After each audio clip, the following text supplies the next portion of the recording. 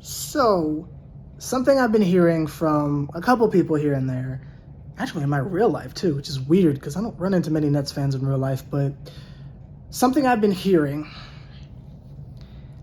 is, what the fuck are we going to do with Cam Thomas? And while I used to just kind of brush that off and ignore it because who gives a shit, I kind of really was like reflecting back on who we have as a team, because I was thinking of doing like some like extreme ass roster deep dive, but we're still sitting on like 17 motherfuckers and they need to make some more cuts still, so I can't like make a roster breakdown if we don't know what the fucking roster is officially as far as what's final and what's not. So I was thinking to myself, like, okay, who the fuck are they gonna let go? And then I started looking at the reserve ass niggas, right? At your Javon Carter, your Kessler Edwards and shit like that. And then I looked on Day'Ron Sharpe and Cam Thomas. And I was like, damn, I kind of forgot about them. Where the fuck does Cam Thomas fit? Because there's always going to be a place for Day'Ron Sharpe. If you are big, if you're tall, nigga, get your ass in there. You feel me? Like, there is room for you. Unless your name's Alize Johnson, then we'll just let you go to the Bulls. But I'm not losing sleep over that. Anyway, but with Cam, we got Patty Mills.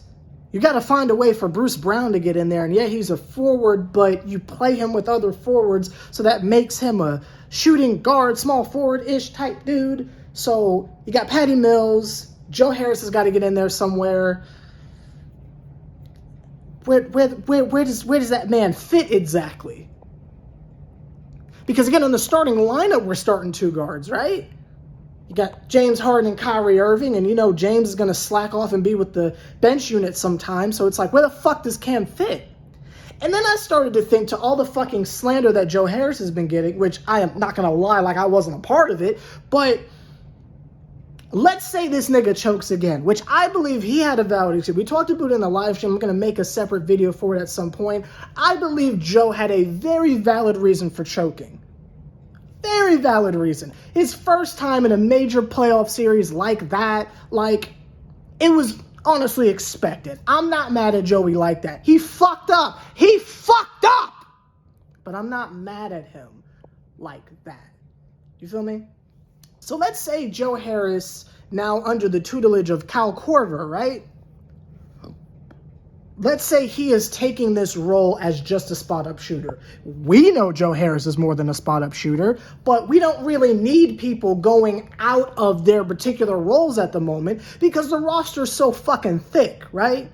Like, yeah, we can have a fucking lob fest with Blake Griffin and shit like that, but let's say he's paired out there with like Claxton or like a LaMarcus Aldridge, right? We need you to stand your ass in the corner and shoot type shit. You feel me? Or bully ball down below on the other block that another forward is not on type shit, right? Like, niggas is playing roles right now. While it's great to have a bunch of Swiss Army knife motherfuckers, outside of Bruce Brown, we don't really need that right now. We need niggas to play their roles. So with Joe Harris more than likely being just a spot-up, ironically, Kyle Korver, Ray Allen type dude, if you ask me, that opens up a lane. This is me opening up a lane. That opens up a lane for Cam Thomas. Follow me here. If Joe Harris is just a spot-up shooter with a history of choking in major playoff moments, and there's going to be a lot of times where we're going to be blowing niggas out by like 80 in the regular season, and the reserves are going to be out there anyway, why not take those minutes that you weren't giving to Landry Shamet and we were just giving to fucking Joe Harris for some goddamn reason? Why not just split those shits in half and give a majority of that to Cam? Right? Because Cam, though he can play the role of spot-up shooter, I'm sure if we needed him to, that nigga is like a 3-tier, 3-level scorer, right? It's like John Cena tags out and fucking Hulk Hogan tags his ass in type shit. You know what I mean? When James Harden and Kyrie leave, if you just need a little spark or someone's hurt or something like that, or just something to occupy time until them fucking dudes come back in, the KDs and Paul Millsaps and shit like that, right? Instead of just tagging in Joe Harris, who's going to get fucking cooked on the defensive end, and then really only make a couple backdoor cuts every now and again, because he's not really going to get open to shoot, and if he shoots, he's probably going to choke and shit. Not talking trash about Joe. Why not replace that with Cam? Because Cam's going to go out there and do his ISO bullshit, right? He's going to do his ISO shit. It's like having fucking Trier. And y'all don't know who Alonzo Trier is, but it's like that. It's like having a little Jamal Crawford coming off the bench and shit like that, right? Do you want the fucking spot-up shooter, or do you want a little young ISO god? It's like having a mini Joe Johnson. Y'all know who that is. It's like having a little mini Joe Johnson, right? I feel like that's where he can kind of sliver his way in there. So it's not just, okay, the point guard, be it a Patty Mills or James or Kyrie or whatever, the point guard is out there with a bunch of shooters, but it's up to the guard to make shit happen. Take the fucking pressure off Patty Mills and them and have another dude that can go out and get a fucking bucket. Because we've already got Bruce Brown, who's going to go out there and have the cuts and the floaters and Swiss Army knife ass nigga guy, right? We already got that.